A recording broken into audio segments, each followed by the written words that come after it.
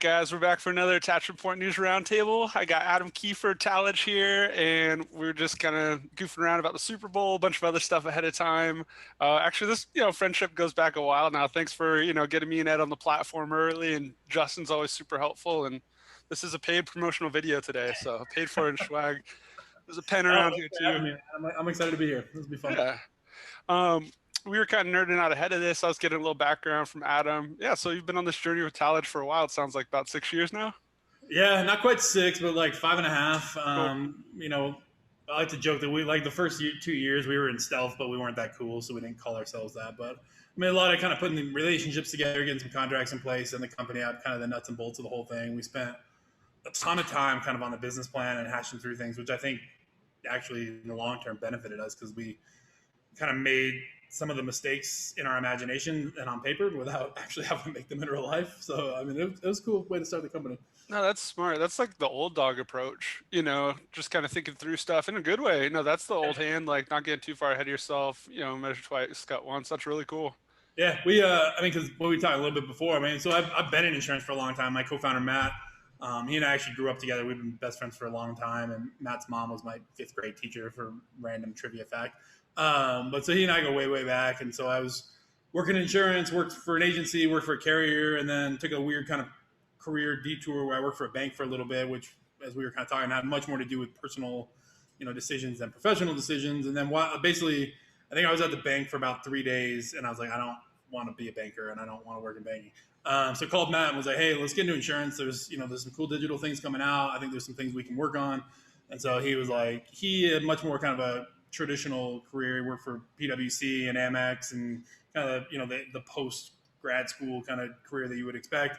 And then he had gone back to the Bay Area, worked for a couple different startups. And so he was like, no, insurance sounds awful and boring, and I don't want anything to do with it. And so kind of sold him on it and finally got him excited about it and kind of the opportunity in the space. And he and I mean, it was probably 6 months. Every Sunday we would call each other and we'd talk for like 2 hours. I'd pitch a business plan. He'd tear it up. He'd pitch a business plan. I'd tear it up. And then we got to like, after literally about 6 months, it was just kind of like, we had a business plan and it was like, this might work. Like, this one's pretty good. And honestly, it's pretty close to what we've done. So it was kind of nice to get some of that easy learning or early learnings out of the way quick. Yeah, and it's cool you had the background. I forget who was talking about it, but you need the insurance knowledge with the technical knowledge. You can't be like an IT guy just hoping to fix something if you don't get it, and if you're too weeded in how it's done, you don't put your head up. So I think it was almost maybe a nice break for you to go to the bank for a minute, because then it kind of pulled you out of the cycle, and then you're kind of looking at it from the outside. Totally. Yeah, no, I totally changed my perspective on it because exactly that, right? Like you get so deep into some of this stuff that like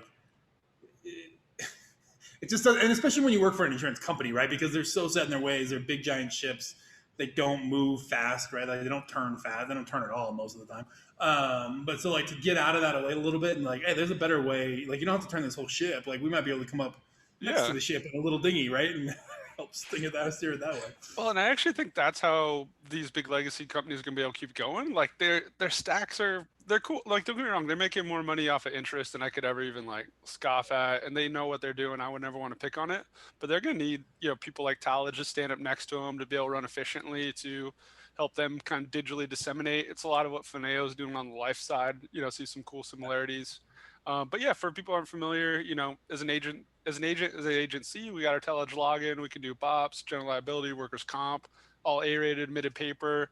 I really like that you guys have like a client-facing portal that they can get all the way to the bind, but then still the agent gets to put it through.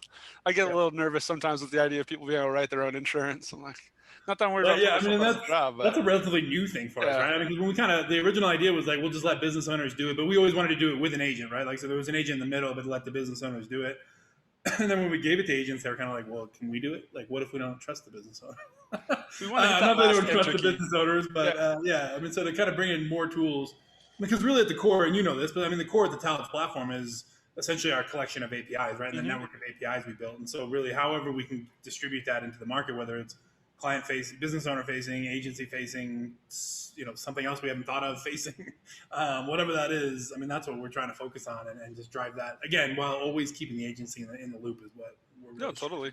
If you I'm gonna put on my interview hat. I'm going for full.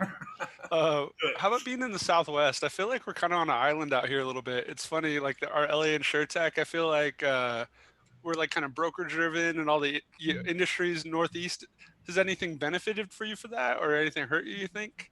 I mean, yeah, I mean, there's definitely that, right? I mean, I think New York is always like kind of the financial capital of the world, right? And so to be outside of New York, I think it's a challenge for us. I mean, being in Reno, I mean, one of the early things that we had going for us was that's where employers insurance is based. And so employers, monoline workers compensation carrier, if you're not familiar with them, kind of focused on small commercial. And so they were like really an ideal carrier candidate for our platform because they were dealing with a lot of things. And I worked for them for a little bit, so I knew this firsthand. But they were dealing with some of the things that we were trying to solve in terms of how do you make it, an agency sell small commercial better.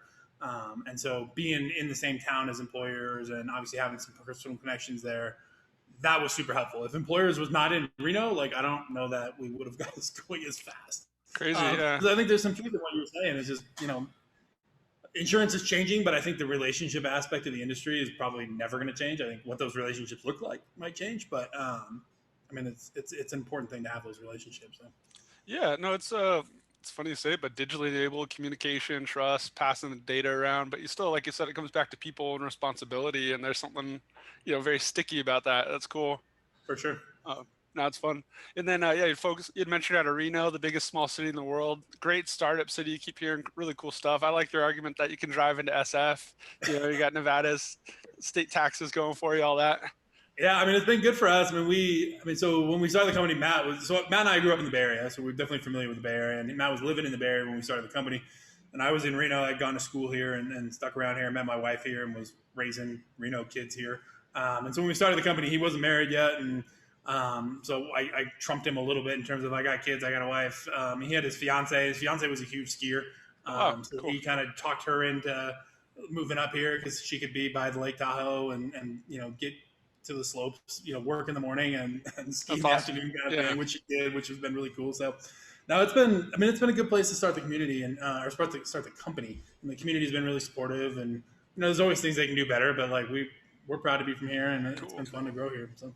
I gotta think like the burn rate's got to be like 50% when you think about rent, talent, I mean, taxes. it's definitely. I mean, the talent. I would say the talent, not so much. I mean, because we do. I mean, we are drawing talent from everywhere, so Okay, it's cool. we're a little bit remote in terms of how many people work actually in Reno. But the rent, yeah, I mean, the rent's super cheap. Our investors always kind of laugh at it when we kind of go through the budgets and things like, do you guys have a closet? And we're like, no, it's a real office. Like people can fit in it. There's desks, and so yeah, they're always kind of blown away by how cheap the rent is. And obviously, not having the corporate tax and Yeah. personal income tax is obviously a big help too. So No, that's cool. Honestly, I think anywhere in the Southwest, you're usually like a drive to something cool, and like the yeah, vibe is pretty similar. Uh, Tony Canas from Insurance Nerds was laughing the other day because he connected myself with a lady out of Louisiana who lives in Texas now. He's like, yeah, that Southern California vibe with the Louisiana, Texas kind of connection. I didn't realize you're from the Bay Area originally. That's awesome, man. Uh, yeah, no, yeah. So yeah, grew up there mostly. Moved around a little bit when I was a kid, but mostly grew up there. And so yeah, familiar with that. And it was easy to get down there. And I mean, it's funny. So our lead investor, the first kind of institutional money we took that wasn't come from mom and dad or somebody else. Um, they had never made an investment outside of the Bay Area before, and uh, so like to make an investment in Reno, they were kind of blown away by this. And then after they invested in us and they liked us, and they were like, hey, we're making investments in Arkansas cool. and Yeah. like in Europe, and it was like, okay, so like Reno was your gateway to the to the That's rest of the world. gateway to the world, Reno, Nevada. That's awesome. No, I don't know. I'm down here in Orange County trying to help string it together. The hardest Yeah, part, like outside of those big metropolitan cities, is to kind of get that community coalition. Like, yeah. yeah, especially Orange County, it's so suburban. So Yeah, it's we definitely have some of that, and I think I mean, the government, I'm sure Orange County does the same thing, like trying to attract startups. And you see all yeah, these, like the mayor of Miami trying to attract, yeah, tech companies and whatever. But like, part of it is it's the network that happens like organically, right? Around like, right. somebody leaves a company or somebody, works for somebody and starts a new company. And that's how the Bay Area became the Bay Area. That's not anything the government did there, right? It has to be a little bit organic in terms of these companies kind of churning people. And but we'll see. It just Yeah. takes time. And I think the capital cycling back through the community seems to be big too. If you have some totally, exits and then that money dumps back in and multiplies again, you know. totally Yeah. agree. That's funny. So I feel like you're never out of the woods on a startup, like it's always an interesting road and we're all trying to make things happen. Yeah. But when was like the first time you're like, oh, the snowball is starting to come together? Was it like the first money, or like when your buddy was willing to move over to Reno? When were you like, okay, this might actually become a thing, you know? I mean, it's funny because it's not.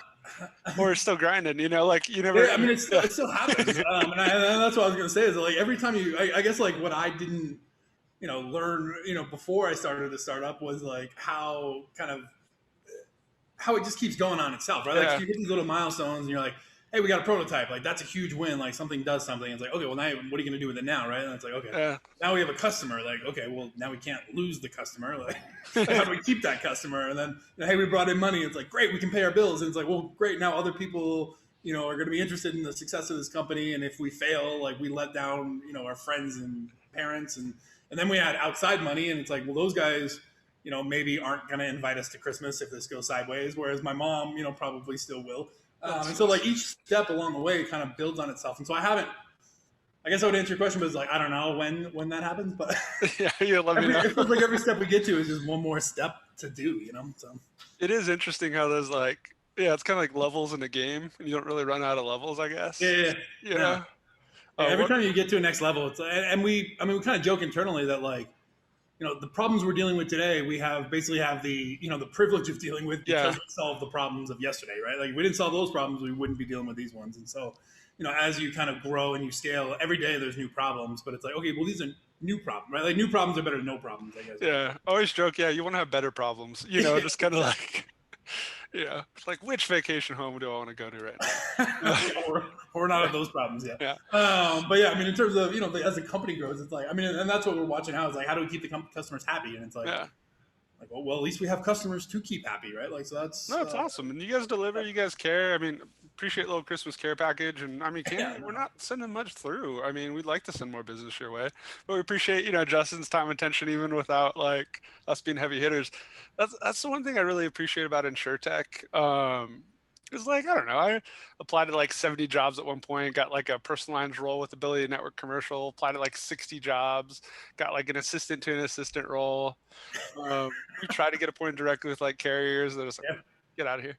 But the InsurTech's like, hey, let's play ball. Like, this is what we got. Hop in here. Can you kick the tires on this? Can you check this out? You'll have, I'm, yeah, I'm doing this from my house. I'm hanging out. We're trying to build a brokerage, trying to help Fineo, and these people really care. I don't write the largest amount of business in the world. I write some business, but I appreciate, getting to have, my hands on these things and kind of work on them. I think that's been positive for the industry in general is kind of the InsurTech attitude. And, I've a couple articles on terms of the impact of InsurTech and maybe the dollars haven't backed out quite yet on some of these big investments and these big companies, but I think just the changing of the attitude of the way carriers approach this and everything, I think there's kind of a subjective value that maybe is not being contemplated fully, but it's good stuff. I agree. What's really cool about something like yours is you're bringing that A-rated. Like, and I promise this isn't just an infomercial. I like Adam. I like the product. So, you're bringing that A-rated classic industry paper to agents that are trying to be progressive in the way they're using technology. And I honestly think that's like the best of both worlds for everybody because they got their quarterly reports they got to take care of, whatever else. I can't fault them for not wanting to burn all the Cobalt servers, but you still got to get the paper in people's hands, one way or another. No, I totally agree. And our whole product, I mean, we really wanted to enable, every agency, right? I mean, you had, and this is not, I'm not picking on them by any means, but you had, the cover wallets and the cover hounds who came out, big agencies, backed by, big money.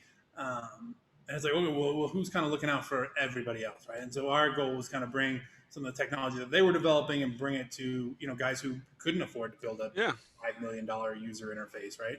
That is cool. I didn't think about that directly, and we're kind of having this conversation real time. Adam and I talk about none of this is like planned. Obviously, anything I do isn't really planned. But even with Capped IMS, we've just talked. Nothing, whatever.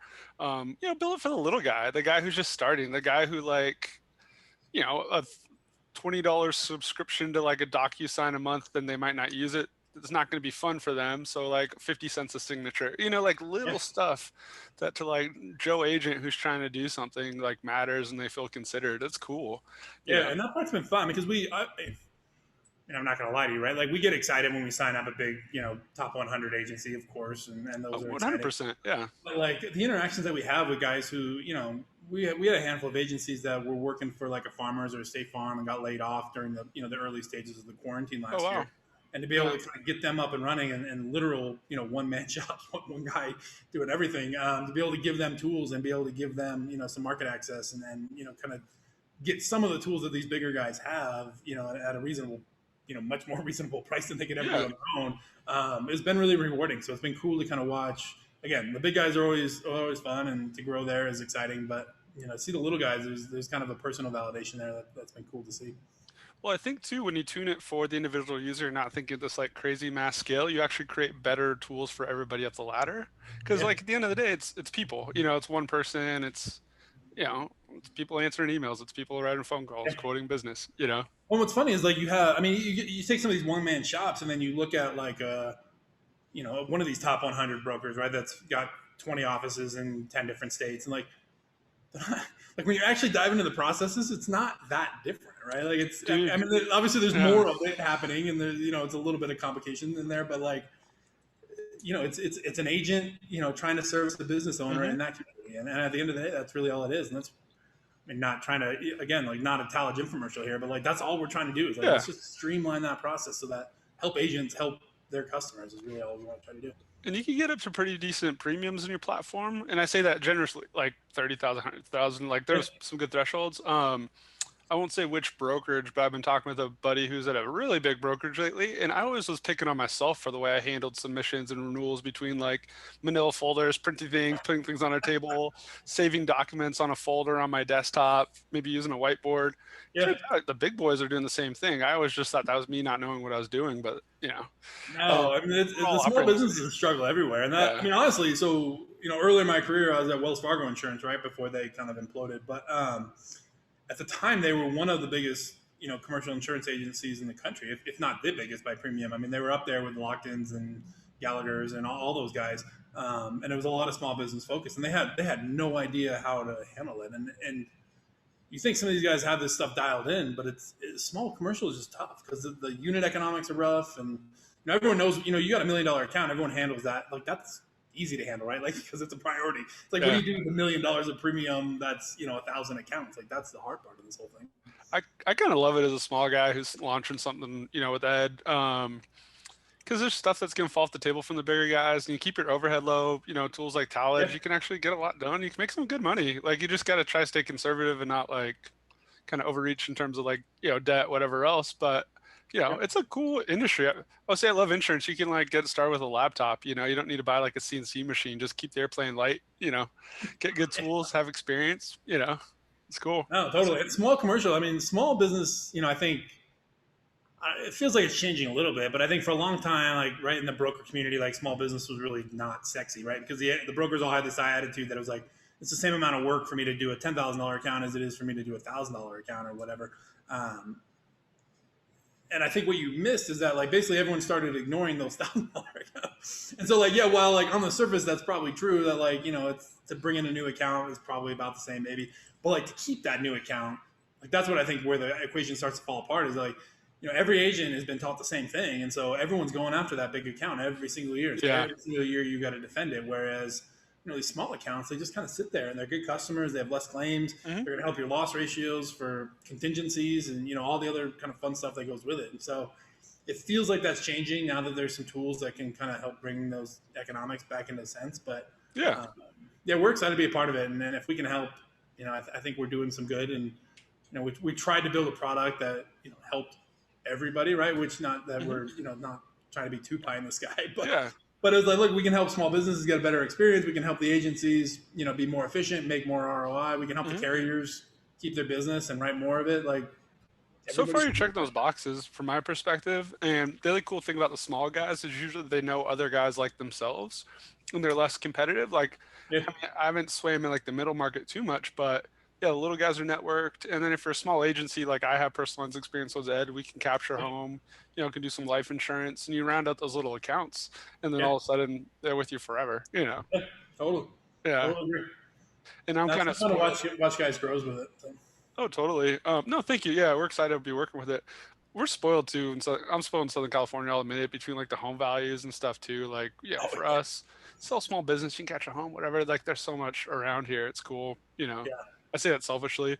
Um, the other cool thing about all these digital tools, though, and like the platform you have facing out, I think going forward, you want to have like a brick and mortar presence. You want to have a brick and mortar look and feel to your agency because like I don't know, we're all not going to create these like direct to consumer brands, I don't think, but you use digital to reach, just because it's Newport Beach Insurance Center. I got a lead from Arizona the other day. Yeah, I don't know. It's really interesting. Like, No, I totally agree with you. I mean, yeah, because when you look at, again, not picking on these guys, right? But when you look at the cover wallets or whoever, right? I think where their model started to fall apart a little bit in terms of the acquisition costs. I mean, and I don't think I'm speaking out of school here. I think yeah, the acquisition cost is a problem for those models, and I think the local agencies can address that by the local SEO and hmm local kind of what agencies have always done really really well in marketing in their own communities, and just give them the digital tools to capitalize on that. So it's a little bit of best of both worlds if you can yeah. give that technology to a local agency who has a local impact. And it is what I think is kind of interesting about insurance is it's not a zero sum game. It's really nice that like CoverWallet had a nice W because that gives more credit to what you're up to, Yeah. and it kind of like Oh, rising tide lifts all ships.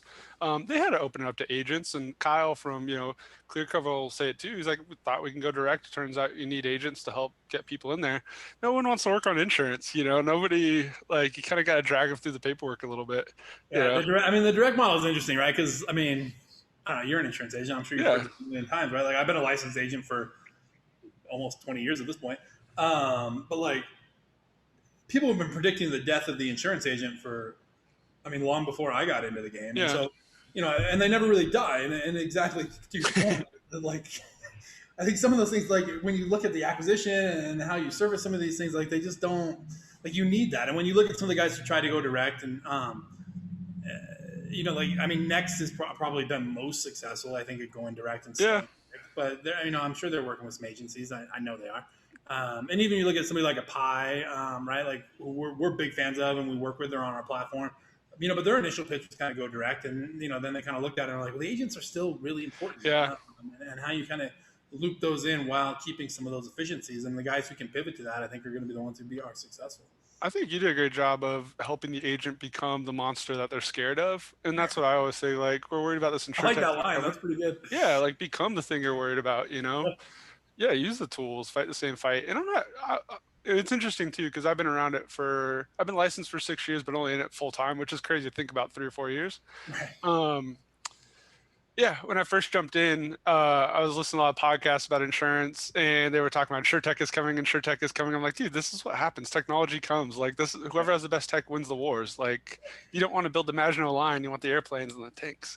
No, just kidding. Well, I always just thought it was so. I mean, there was that, right? Like the insurtechs are coming, Oh like yeah, and like I just thought it was so interesting that insurance decided to like use their bifurcate business almost. model, and then like tech was like a separate thing. And it's like no, Yeah. tech is Wait, part we're of. using technology now? Yeah, yeah, yeah. Yeah.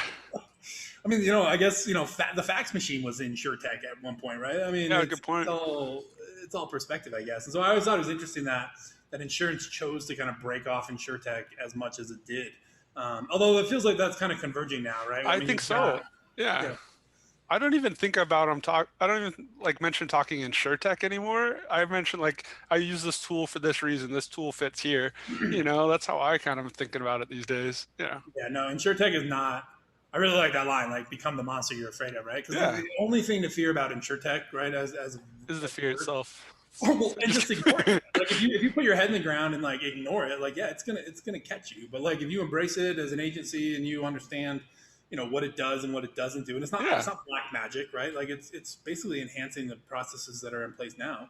And you gotta go upstream in your activities. You gotta do more interesting work. I always think like we're gonna become like marketing reps, like assessing reps, almost like field underwriters. Yeah, Less paper pushers. yeah.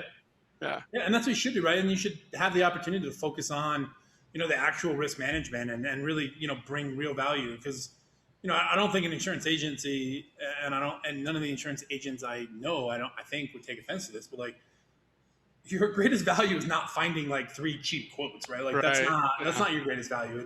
It's understanding the risk, understanding the policies, like understanding the exposure, understanding the gaps, right? Mm-hmm. And how much risk a business owner is willing to take on. Like, hey, you don't have coverage here. Are you okay with that? Can you live with that, or do you want the policy, right? Like, and I think that's where an agency or an agent, really brings the most value is understanding that kind of whole risk profile, and not surfing up 3 quotes because you want to get a cheap price. Right? That's not it. now I'm kind of nerdily want to go out on a limb about how like it was started with like maritime, and insuring boats and shipments Right? and everything else, right? Like it's a journey, your business is a journey, everything else. Like what do you need for the voyage of this year to protect yourself and Yeah. not have a loss? I mean, like, and I nerd out on insurance. Probably, I'm sure my wife, yeah, she knows. She knew what she was getting into. Yeah. But like, I mean, we get new employees, right? Like, I tell them like, insurance, whatever. There's versions of insurance for 1,000 years, right? But like, I mean, you go back to like that coffee shop in London, Yeah. right? Like It's Lloyd's is like, cool. it was literally just underwriting, boats on the like that Yeah. was it. And how far the industry's come, and at the same time, like how basically it's the same. Like it really, Mhm. at its core, it hasn't really changed that much. Obviously, the delivery and the policies and there's a ton of evolution, but it's been a fun industry to be part of. On a nerdy tangent, my wife had never been to Europe. I think we went before she started grad school, but went to Ireland and England. Yeah, And I'll go on a tangent now. We're deep. This part of the pod, people are just committed.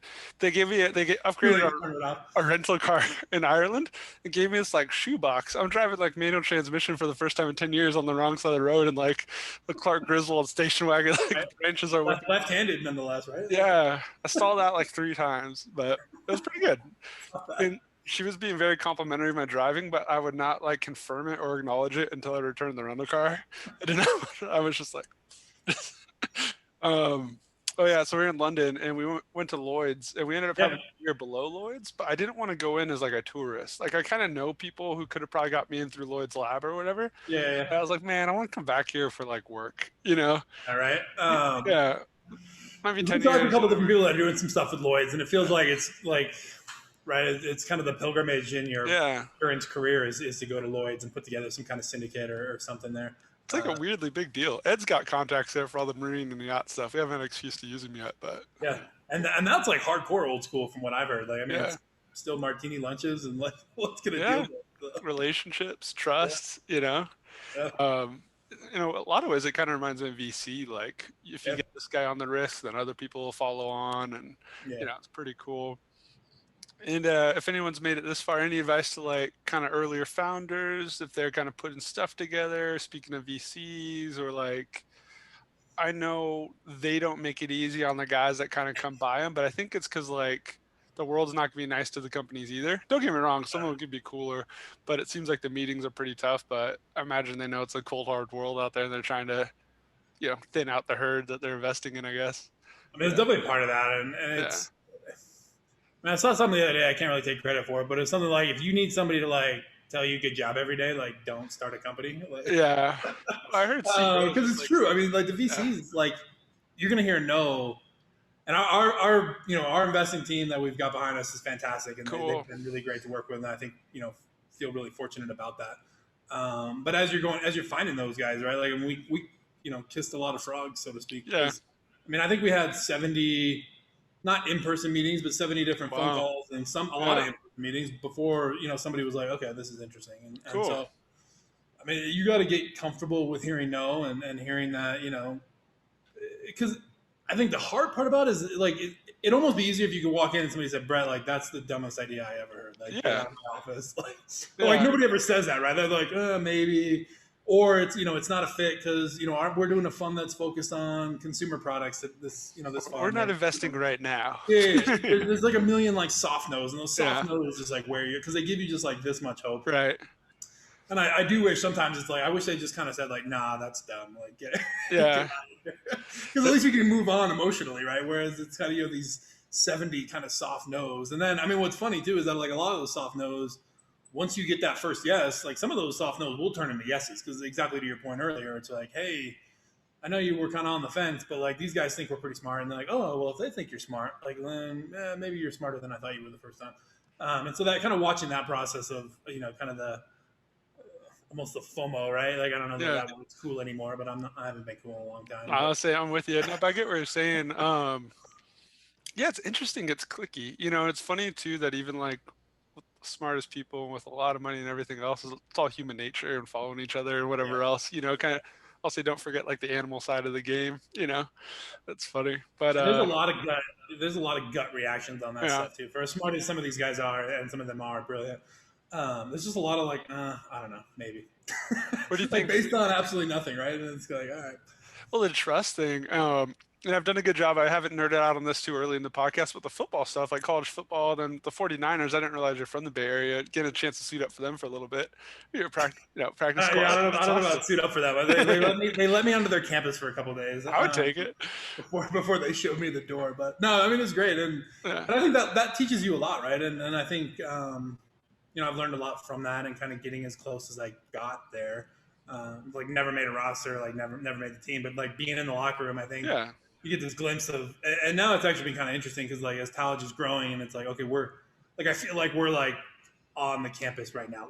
Cool. Like, I don't know if we're gonna be allowed to stay, but like we're here, and it's like all I right, think if we can I think you're there, nail a dude. couple things. Yeah. I mean, it all looks really good, and it's been exciting to watch the growth, and it's like it feels like we're really close to kind of turning that corner Mm-hmm. and building something that can make a huge impact in the market. And it's just at this point, it's kind of like, all right, don't screw it up. Like make sure everything's lined up, make sure we Yeah. keep going the right way, and Cross the make sure T's, we dot double the check I's. things before exactly. Yep.